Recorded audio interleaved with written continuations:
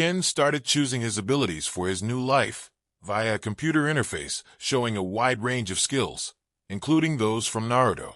Mr. Beginning and Mr. End confirmed he would be reincarnated into the Naruto universe, prompting Ken to carefully consider his choices, aware of their potential impact on his future and the world he's entering. Chapter 8. No to Gambling. Ken carefully analyzed each ability listed before him, meticulously considering the unique advantages and potential drawbacks of each clan-specific trait. With each revelation, his curiosity grew exponentially.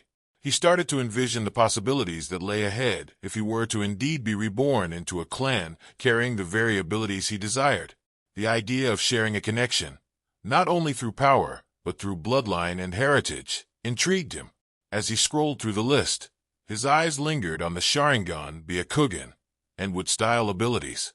In a moment of introspection, Ken wondered about the potential impact of such reincarnation. Ken's mind raced, but a question lingered. He looked at Mr. Beginning and asked, I had a choice of choosing Sharingan, Byakugan, or Wood-style. Would that mean I get to be born in the clan these abilities belong to? Mr. End was surprised by such a sudden question. It was a rare occurrence that the subject of reincarnation would think too deeply and ask such a question. Maybe, he said, glancing at Mr. Beginning, his counterpart. Ken was taken aback by the evasive response. Why maybe? He asked, his brow furrowing. In response, Mr. Beginning said, Well, you see, the Kekkei Genkai, also known as bloodline abilities, are inherited through blood, or more precisely, genetic material, as scientists prefer to refer to it. It would appear that there is no chance of having the exact same ability if one is born outside of a clan, but that's not entirely the case. Ken pondered for a while before saying, I don't understand. He scratched his head, feeling like he was trying to solve a particularly tricky math problem. Mr. N clarified, saying, Bloodline abilities, or Kekkei Genkai, as they're called, are tightly controlled. Clans are meticulous about who inherits their power. You see, in order to maintain the bloodline within the clan, members of clans possessing special bloodline abilities are prohibited from marrying outside of their clan, and all of them abide by the family rules of such esteemed clans. He paused, his expression darkening slightly. However, occasionally, particularly during a war, some clan members may act inappropriately. It could be a secret or drunken affair. Naturally, though, they always attempt to cover up their actions to maintain their lineage. It is the rule of every bloodline clan to protect the bloodline from getting into the hands of outsiders. Nevertheless, there are situations when, despite the slim odds, things don't go as planned. Ken listened intently, his expression a mix of fascination and horror. The dark underbelly of clan politics and the lengths they would go to protect their bloodlines was a stark reminder that this world, for all its fantastical elements, was not without its cruelties. Ken sighed and thought, I guess the horrors of war and the crimes of humanity will be the same wherever I go. He then asked, What if I choose an ability, but there's no suitable body? Mr. Beginning went on. We make an effort to match your chosen abilities with a body, but if by any chance there is no one like that, then we explore the hidden and unknown descendants who have the potential to unlock such abilities. If we cannot find a suitable body, then we improvise, Mr. N said with a shrug. Maybe a distant relative with dormant genes with a never-before-seen mutation. We can find a way to make it work. Mr. N went on. Don't worry. Every ability on the list can be tailored to fit your reincarnation in a natural way. So, if I choose any clan-specific ability, there is a good chance the person I am reincarnating into will be a member of the clan. Ken reasoned. Yes. However, you are unable to obtain a specific bloodline limit with the credits you have available, Mr. N clarified in response. Ken's face fell slightly at this news.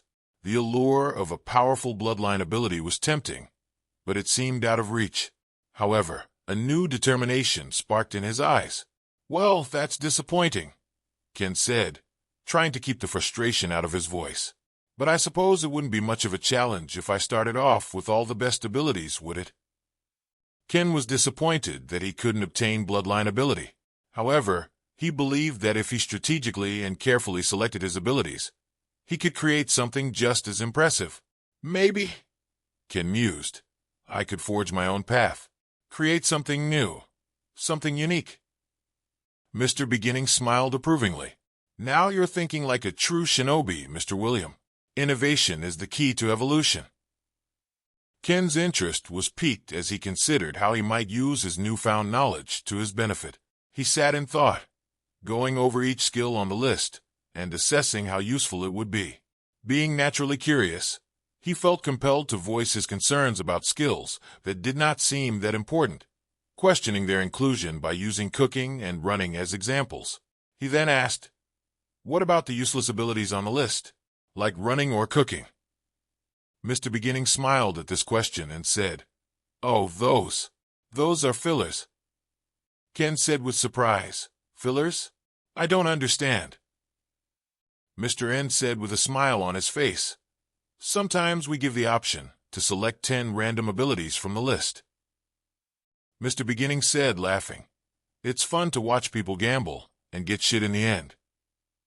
He looked at Ken with a grin and said, "You also want to gamble and try your luck?" Ken, without any expression on his face, said, "No, I would like to pass on that offer." Mr. End responded, "Even if we give you extra draws?" "Even then," Ken said with a confident smile, "I am a man of science, and I do not leave things to chance, because now that I know that there are filler abilities in the list, there is no way in hell I am going to gamble away the only chance I have." Mr. Beginning replied with a chuckle, "Wise choice. Now, let's get down to the real business. What kind of legacy do you want to build in this new world?" Ken paused, considering the question carefully. The weight of his decision pressed upon him, the knowledge that his choices now would shape not just his life, but potentially the course of this world's history. "A legacy of change," Ken finally said, his voice firm with resolve. "I want to use my knowledge and abilities to make a positive impact, to challenge the status quo where needed, and to protect those who can't protect themselves." Mr. End nodded approvingly. "A noble goal, Mr. William. But remember, the path of a reformer is often filled with danger." "I understand," Ken replied, his determination unwavering. "But if I have the power to make a difference, I have to try." Ken inquired, "One more question before I make any choice. Do these abilities remain the same throughout life?" Delighted by Ken's thoughtful approach, Mr. Beginning acknowledged the significance of providing more transparency, recognizing the value of informed decision-making in this unique scenario. Mr. Beginning thought for a moment and said, "We usually don't give so much information, but it's fine. This time around, we would like you to make informed choices. Depending on your efforts in certain extreme circumstances, your abilities may grow, but that is rare," Mr. End remarked. Ken nodded, absorbing this information. The possibility of growth, however rare, added another layer to his decision-making process. It wasn't just about choosing abilities. It was about selecting potential paths for development. "So, the abilities I choose now are just the starting point," Ken mused. "The real challenge will be in how I develop and use them."